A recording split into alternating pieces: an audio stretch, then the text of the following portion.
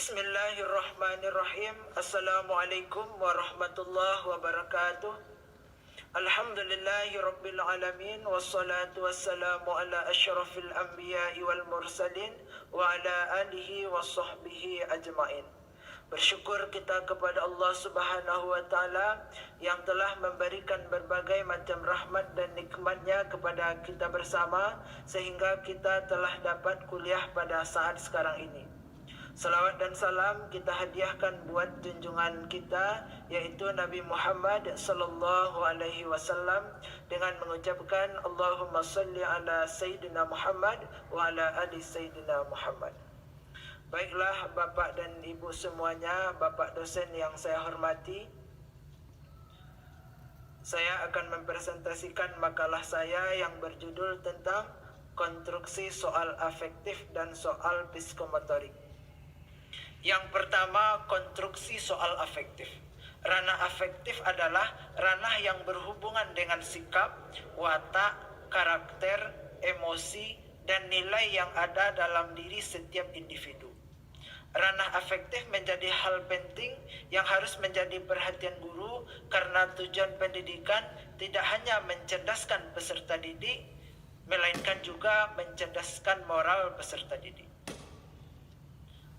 Ranah afektif terdiri dari 5 aspek.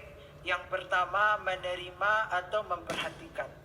Aspek ini merupakan aspek yang menekankan adanya rangsangan atau stimulus dari luar. Rangsangan itu bisa berupa masalah, situasi atau gejala lain. Pada aspek ini, peserta didik diarahkan agar bisa menerima nilai-nilai kebaikan yang diperoleh dari pembelajaran. Misalnya, tidak pernah mencontek saat mengerjakan tugas, datang ke kelas tepat waktu, rajin mengerjakan PR, dan sebagainya. Yang kedua, menanggapi atau merespon. Merespon merupakan partisipasi aktif peserta didik, yaitu sebagai bagian dari perilakunya. Hasil pembelajaran pada ranah ini menekankan pada pemberolehan respon.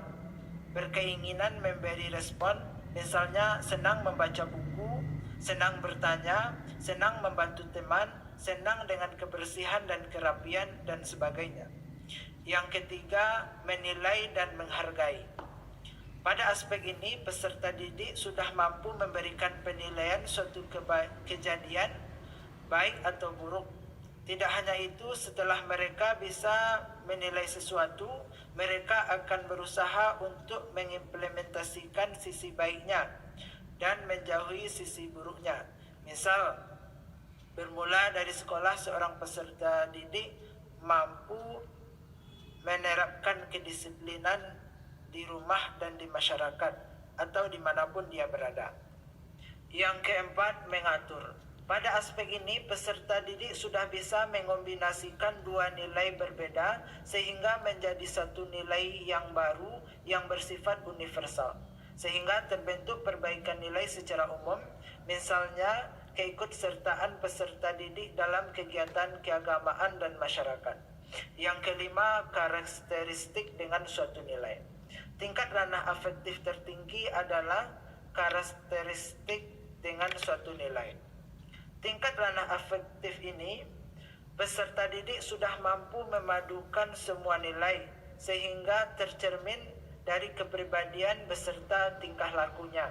Artinya pada aspek ini sudah tertanam nilai yang secara konsisten membentuk kepribadian peserta didik. Selanjutnya, alat evaluasi afektif. Yang pertama, observasi. Kegiatan observasi bisa dilakukan pada saat kegiatan pembelajaran di kelas. Untuk menguatkan hasil observasinya, bisa membuat lembar observasi baik secara terbuka maupun tertutup. Yang kedua, dengan cara menggunakan jurnal. Merupakan salah satu bentuk penilaian yang sangat cukup efektif karena bisa mencatat sikap dan perilaku peserta didik dalam waktu 1 semester.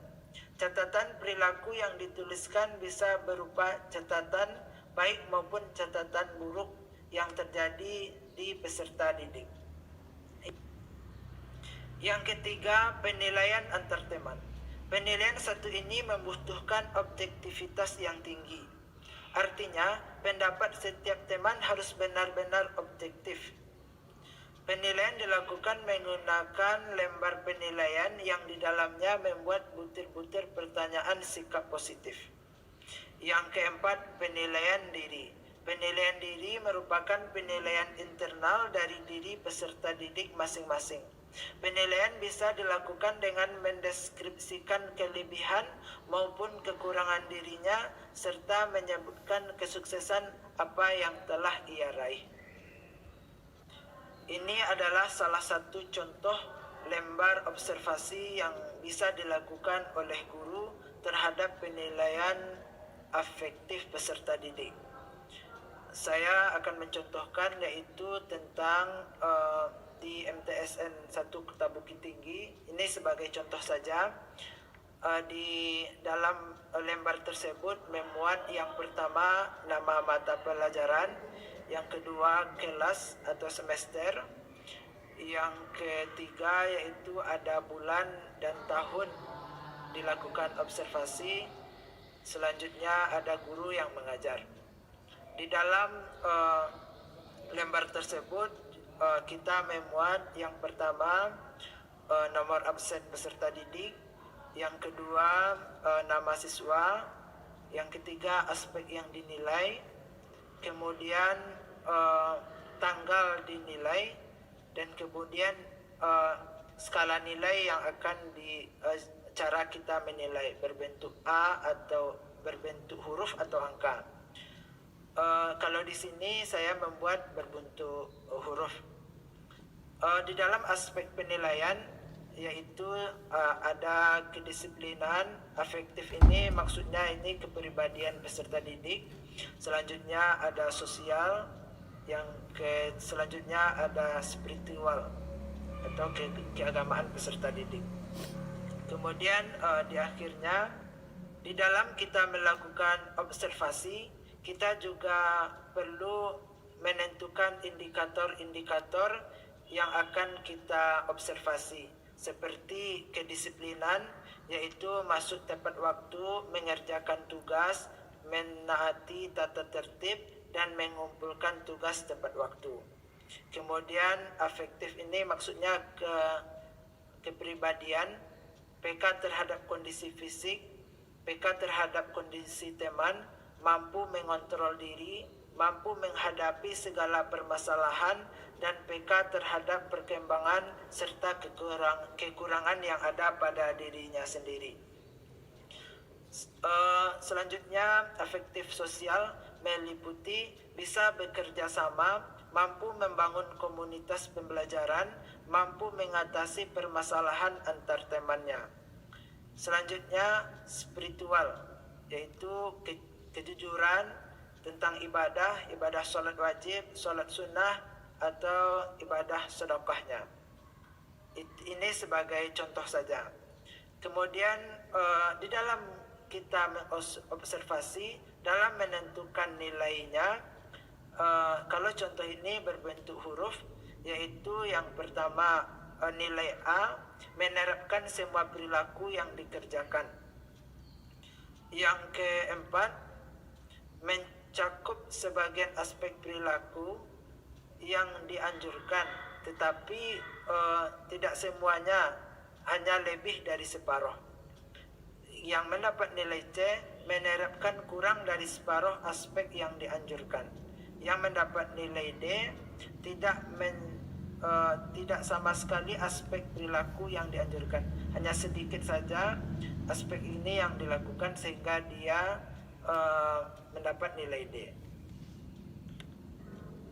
Ini juga merupakan salah satu contoh dalam penilaian afektif dengan cara membuat jurnal atau catatan-catatan harian yang dilakukan oleh guru. Dalam lembaran jurnal tersebut, kita juga membuat mata pelajaran, nama guru, nama kelas atau semester. Kemudian di dalam catatan tersebut kita juga mencatat urutannya, yang urutan catatan tersebut, kemudian kapan catatan tersebut dilakukan, kemudian nama peserta didik, Kemudian kejadian apa yang dilakukan oleh peserta didik tersebut. Contohnya di sini hari Senin tanggal 1 bulan 11 2021 yaitu Ridwan, dia melakukan terlambat datang ke sekolah sehingga dia datang terlambat mengikuti upacara bendera, yaitu ini merupakan kedisiplinan. Contoh yang kedua yaitu hari Rabu tanggal 3 bulan 11 2021 Nur Laila menyerahkan uang temuannya di gerbang sekolah ke Sapam sekolah. Ini aspek kejujuran. Yang ketiga, Amin cabut dari sekolah. Ini merupakan kedisiplinan. Yang selanjutnya contohnya hari Jumat, Amin terlambat datang ke sekolah. Ini juga aspek kedisiplinan. Jadi guru mencatat kejadian yang ada setiap hari. Ini merupakan juga contoh lain dalam cara penilaian afektif, yaitu dengan cara penilaian diri sendiri oleh peserta didik atau teman yang menilai terhadap diri peserta didik. Di dalam membuatnya, kita juga mencantumkan nama pelajaran, nama guru, atau kelas atau semester. Kemudian kita membuat nama peserta didik yang bersangkutan. Kemudian kalau penilaian teman, boleh kita buat nama teman yang menilai, boleh juga tidak. Kemudian di dalam penilaian diri ini kita buatkan indikator yang akan dinilai. Contohnya interaksi dan partisipasi dalam kelompok. Ini merupakan contoh dari komunikasi. Selanjutnya bekerja sama, memberi kontribusi gagasan, mengajukan pertanyaan. Apakah ada teman atau dirinya melakukan hal ini, sehingga dibuatlah nilainya di sini. Kemudian kita contohkan rentang nilainya atau kriterianya. Yang pertama, kalau dapat nilai 0 berarti dia tidak pernah. Kalau 1 berarti jarang atau cukup. Yang kalau checklistnya bagi 2 itu sharing atau baik. Ini merupakan salah satu contoh nilainya. Materi selanjutnya yaitu konstruksi soal ranah psikomotorik. Penilaian ranah psikomotorik merupakan salah satu ranah yang menilai keterampilan atau skill atau kemampuan peserta didik. Kemampuan ini maksudnya kemampuan melakukan sesuatu setelah peserta didik menerima pembelajaran pada bidang tertentu atau dari guru. Hasil belajar motorik akan terlihat ketika peserta didik telah menerima pembelajaran dan telah dinilai secara kognitif. Dalam menilai ranah psikomotorik, ada tingkatan hasil belajar psikomotor. Yang pertama, imitasi, maksudnya meniru, yaitu kemampuan melakukan kegiatan-kegiatan sederhana dan sama persis dengan yang dilihat atau diperhatikan sebelumnya. Kata operasionalnya bisa digunakan seperti mengumpulkan, menimbang. Yang kedua, manipulasi. Manipulasi adalah kemampuan melakukan kegiatan sederhana yang belum pernah dilihat tetapi berdasarkan pada pedoman atau petunjuk saja. Kata kerja yang bisa digunakan pada tingkatan ini antara lain yaitu mengoreksi atau mendemonstrasikan. Selanjutnya presisi, ketetapan. Kemampuan tingkat presisi adalah kemampuan melakukan kegiatan-kegiatan yang akurat sehingga mampu menghasilkan produk kerja yang tepat. Selanjutnya yang keempat, artikulasi. Kemampuan pada tingkat artikulasi adalah kemampuan melakukan kegiatan yang kompleks dan tepat sehingga hasil kerjanya merupakan suatu yang utuh. Yang kelima, naturalisasi. Kemampuan melakukan kegiatan secara refleks, yaitu kegiatan yang melibatkan fisik saja sehingga efektivitas kerja tinggi. Selanjutnya, cara menilai hasil belajar psikomotor. Dengan cara kita melakukan observasi atau dengan lembar portofolio. Langkahnya bisa kita lakukan. Yang pertama, pengamatan langsung selama pembelajaran. Yang kedua, melihat atau mengamati hasil setelah pembelajaran. Yang ketiga, melihat kemampuan beberapa waktu setelah pembelajaran selesai.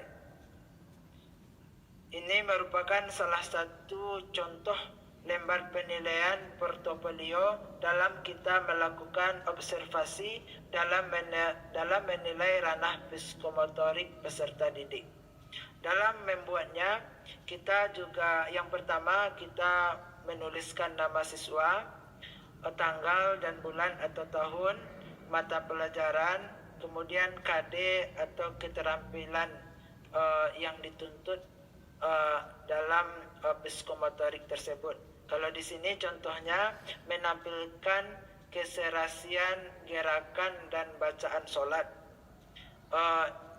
Kemudian kita urutkan urutannya, kemudian indikator dalam yang akan di kemampuan peserta didik tersebut yang harus bisa dilakukannya, seperti indikatornya ada niat, berdiri tegak, takbiratul ihram sampai tertib.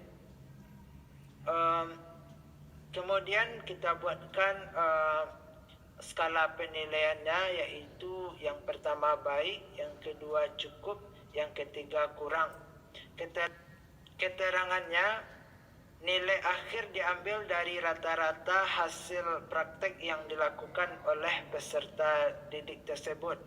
Kalau kategori nilai baik, rentang nilainya dari 100 sampai 85, praktek dilakukan secara sempurna.